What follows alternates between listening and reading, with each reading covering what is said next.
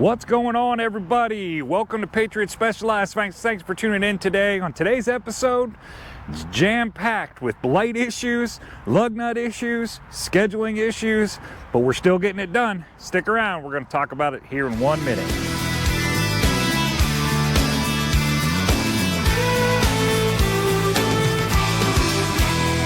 We ride across these plains and prairies, Rocky Mountain highs, fade off into the distance like ghost riders in the sky. Black smoke and white line, steel horses side by side. It's more than just a living, y'all. Hell, it's our way of life. We're the last of the cowboys. All right. As I said on the intro, thanks for tuning back in today. If you like today's episode, the end of this, and you feel like you like today's episode, be sure to hit that like button. If you want to see more, make sure you hit that subscribe button. I appreciate that. So, like I said on the intro, today's episode, we're going to talk about the beginning of this week, and let's start out. We're getting things done. We're getting them done, but it's not without some issues. So, first off, as you guys saw on the last episode, I picked up the wheel loader from Fort Wayne, Indiana, going over to Canton, Ohio. During my trip down to, when I was running that, what was that? The combine. When I was running a combine down to Missouri, my escorter told me that my lights were flickering a little bit, all my trailer lights. And what had happened there was we discovered that day that it was in the joint that goes from the bottom of the trailer to the neck of the trailer. When you detach, there's that. So you guys saw that on that episode about me detaching, where you take your air lines and your electrical cord out right there at the neck. And that portion was, I could grab that thing and wiggle it around a little bit, and my lights were flickering on and off. So I was losing connection there somewhere, and we discovered that day when I was running the combine. And what I did that day to fix that problem was the prongs inside of the connection. When you plug that plug in on the male end of that, the prongs have a slit in them, and I just took my knife and I just opened those slits up just a little bit, just to spread them apart a little bit, so that when I put the plug back in, they'd make better connection. And that worked absolutely fantastic for that day. The next day, they worked just fine. However, today they didn't. So basically, what was supposed to happen last week was when I got the wheel loader picked up, I was supposed to get that wheel loader picked up, run it straight over to Canton, get it delivered. Then I was going to go down to New Philadelphia and pick up a truck chassis and go into Coatesville, Pennsylvania, because I have the tank that we're going to be picking up this week, and I was trying to get out to that. And unfortunately, because of the way the delivery on the combine, the time frame that took and how long it took, it didn't allow me to get as far as I needed to get. And these are struggles that everybody goes through. It didn't allow me to get as far as I could get that evening, so it threw me off, and it threw me off just enough to where when I got that excavator or the wheel loader picked up, I wasn't able to make it by the time that my customer in Canton closed. So couldn't make delivery on Friday. End of the moral of this story, like all of this explanation leads to this one thing of I wasn't able to make delivery on Friday with that wheel loader. So what I ended up doing was I routed that thing through our shop, and I just took the truck to the shop for the weekend, dropped it off there. I grabbed one of the service pickup trucks, took it home for the weekend, came back Monday morning, picked it up, ran that load down. And the way this turned out to be not a very big deal was I should have picked that stuff up on Friday. I didn't lose anything out of this whole deal. I just kind of shifted from Friday to Monday. I ended up taking that thing to the yard, went up and got it this morning, Monday morning, ran it down to Canton, delivered it, ran down to New Philadelphia, picked that thing up, and was still able to make it clear out to Coatesville, Pennsylvania, to make delivery on that thing. Got that delivered as well. Then I was able to make it over to York, to real close to my pickup of the Bradley tank going down to go down to Anniston, Alabama. So while I was at the customer in Coatesville, this whole day, Monday, all day, these lights had started flickering again. And I just didn't have time because of the way this whole thing's scheduled and how I had to move everything from Friday to Monday. I just didn't have time to stop and monkey with these lights in order to get everything done. I thought if I can just make it through today, then tonight I can go ahead and fix that thing. So I did. I used a bungee cord to hold them to the side and get them to make connection, and they were kind of coming on and off, and I was kind of struggling with it all day, but I managed to make it to Coatesville. And I just want to say a huge thank you to the guys at Coatesville, and I wish I could remember his name. I'm going to have to look this up and bring it up in another episode, because I really want to say a big thank you to one of the employees down there at Rantmaster in Coatesville, because he even though he wasn't there, he left for the day. He brought me out one small screwdriver that I needed that I didn't have in my arsenal of tools. I didn't have that screwdriver, and he brought it out, left it for me. He went home, left it for me to use, and I just put it in the truck chassis for him to pick up the next day, and that was super cool. People don't need to do that. Like, I don't expect people to let me borrow their tools, nor do I expect them to let me borrow their tools without bringing them right back to him, and he did. And a huge thank you to him, because it made a big difference here. What the problem was there was this little guy right here.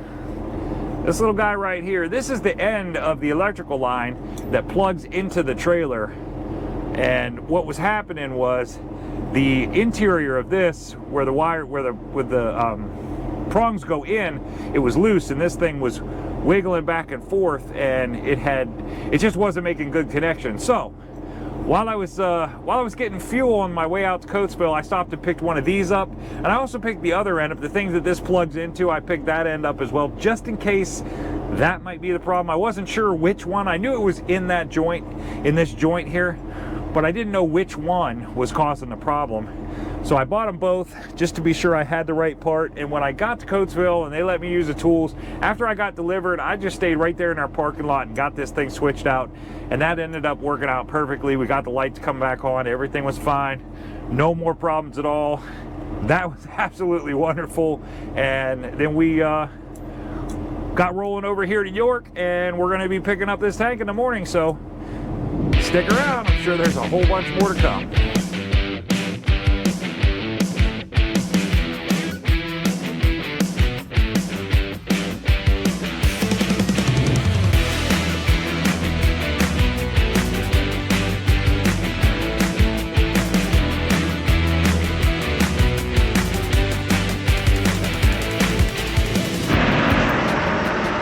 What's up, guys? We are sitting in Whitville, Virginia.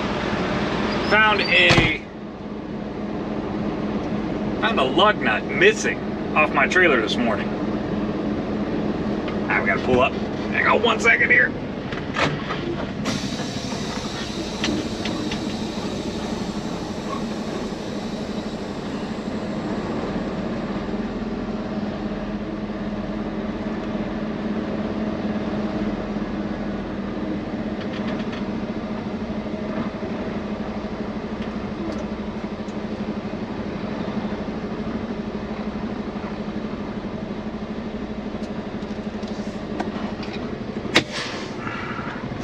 Alright, anyways, found a lug nut missing this morning off my trailer.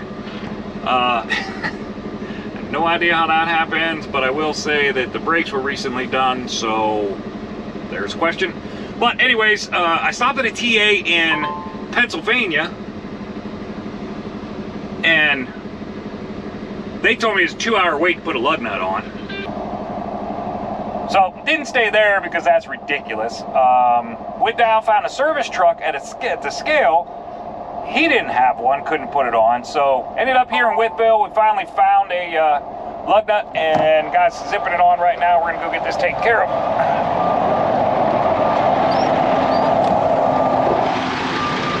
We're at a Boss shop, Boss truck repair shop at the Flying J in Whitville, Virginia. Right outside of Whitville, I guess. We're gonna get this thing taken care of.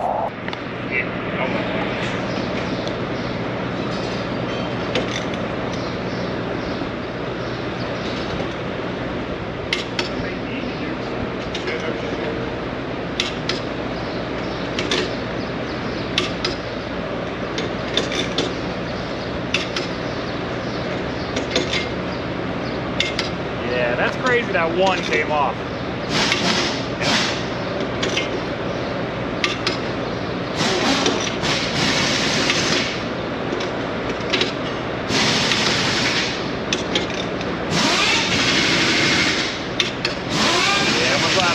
My boy forgot to clean that. I would say so. Going to pay a bill here. All right, guys. So now that we talked about that stuff, let's get on to this one. This is what we're hauling today. Today we're running a tank from York, Pennsylvania. Oh man, you know what? I just said it. I'm gonna get picked on about that. I get yelled at every time I haul one of these things when I say tank. So this is not a tank. Technically, I asked them up there, this is called an AMPV, whatever the heck that stands for. One of you guys can tell me, I'm sure, down in the comments. But that's what we're hauling today, an AMPV from York, Pennsylvania, going down to Anniston, Alabama, back at it. They haven't hauled one of these in a few weeks, so it's been kind of nice getting in there and get this thing, making this run down here to Alabama. So this is same as always. We're weighing in. They tell us when we book these things, they tell us that we're weighing in about 75,000 pounds. So we permit accordingly. That actually helps us big time.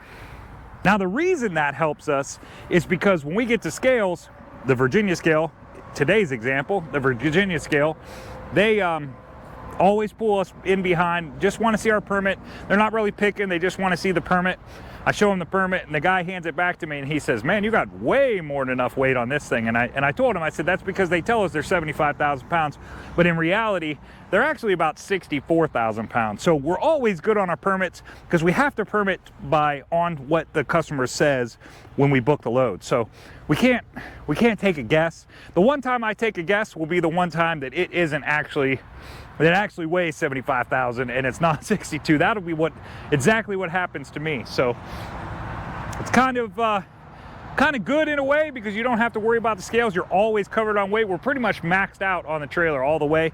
So it works out good in that case. So she's running in about somewhere between 62 and 64,000 pounds.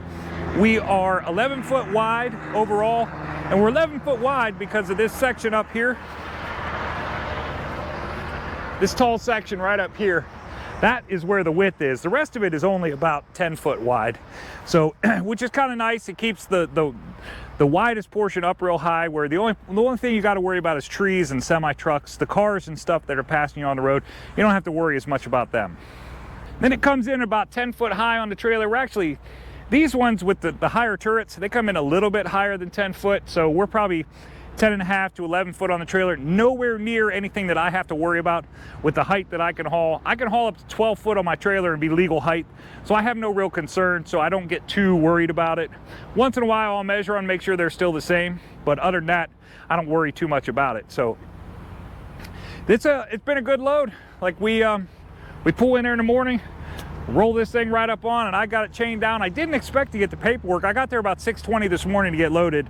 Normally they don't bring us the paperwork until about 8 o'clock. So they loaded this thing up at about 6:30. I think I was only there about 10 minutes. They loaded up at 6:30, and the paperwork was coming down about 6:45, 7 o'clock. So that was a surprise, and I wasn't quite ready for it. But I just got her chained down real fast, and then got the heck out of Dodge for the first time about 35 minutes, 40 minutes early. So that was pretty nice.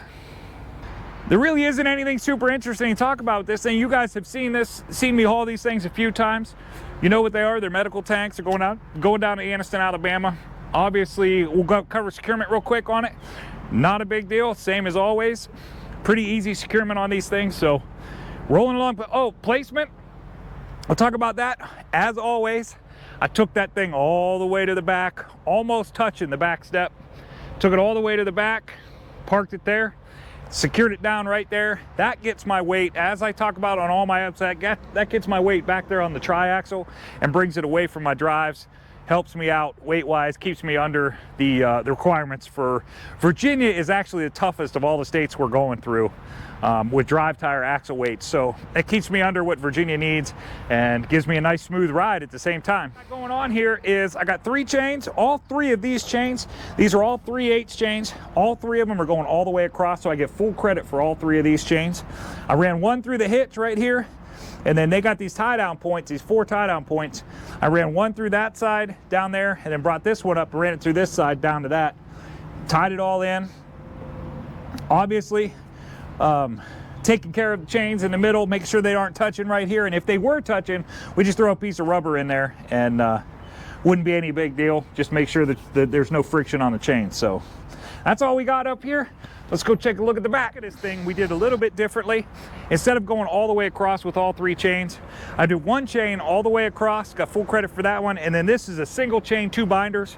We hooked right into the toe point, the tie down point, hooked right back to it, came to the edge of the trailer, did the same thing over there. Got us 1 full chain credit. So basically what we got here is we got 5 chains holding in what essentially is 62,000 pounds is our weight. So we need 31,000 pounds of securement. We got 5 chains holding in at 6,500 each. We are more than good on that. Obviously, as always, we have our signs or our flags on. Signs on the front and back of the trailer, got our flags on the widest portion of load. This thing, again, we talked about it in one of the other episodes. It's kind of tricky.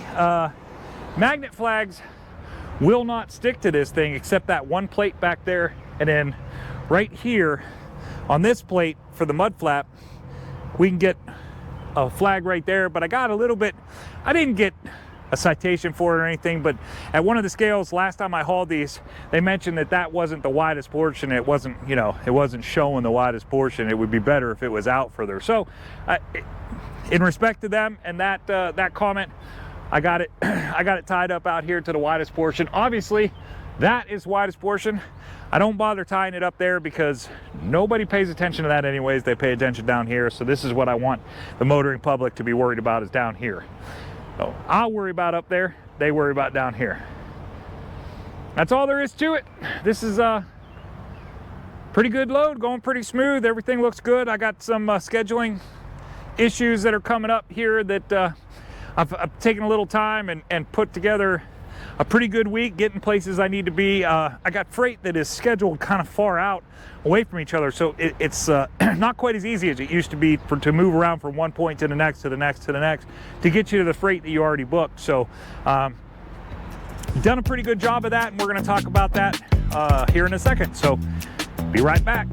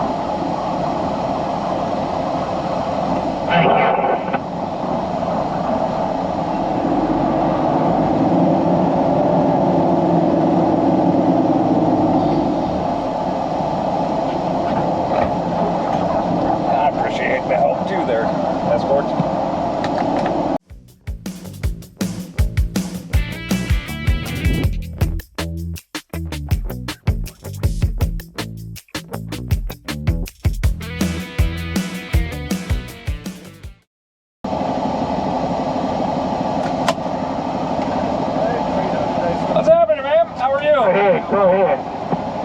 Wide and heavy or just wide? Wide and heavy. Yes, sir. 336 500. That's me. Have a good day, sir. Thank you. You too.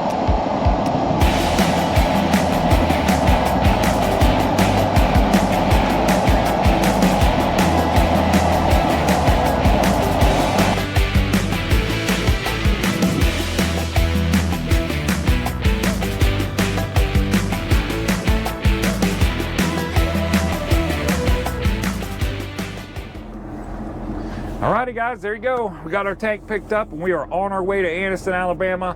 I'm gonna make delivery on this thing Wednesday morning, most likely. And we got some goofy stuff coming up. Pickup on Wednesday. Here's what's going on. I have that same customer that I picked that wheel loader up for. I have a excavator that they need picked up out of Butler, Pennsylvania, and brought back to Butler, Indiana, and brought back to Canton, Ohio. So I needed to find a load from Alabama after I deliver the Anniston. I needed to find a load from Alabama up to Indiana, as close to Butler as I could get. Got lucky, got super lucky. Found a Cat cooling tower load coming out of Lawrenceburg, Tennessee, going to Lafayette, Indiana. So the problem with that, the goofy thing about that, and I don't know how this is going to work out, we're going to find out. But the goofy thing about that is they want me to pick that thing up tomorrow at between 5 and 8 p.m. That's the pickup time they had, between 5 and 8 p.m. I'm really hoping that it's closer to 5 rather than 8, but it looks like I'll be able to be in there about 2:30-ish. I should be able to get there, and hopefully they'll be able to slide me in somewhere and I can get loaded a little bit early and get running toward Lafayette, Indiana. Looking to make delivery on that Thursday. Hopefully get that delivered Thursday early enough that I can get over to the excavator, get it picked up, and possibly get it delivered to Canton, but at least get close to Canton, Ohio, so that I can deliver it first thing Friday morning. And then we got other stuff coming up that I got to try and get to. I got a call that there's a load two loads in Norfolk, super good loads. One of them is a real short 12-mile run. Then you go right back and pick up the same exact piece, going to the same exact style piece, going to Jacksonville, Florida. Took those, so I need to get myself from Ohio to Norfolk, Virginia,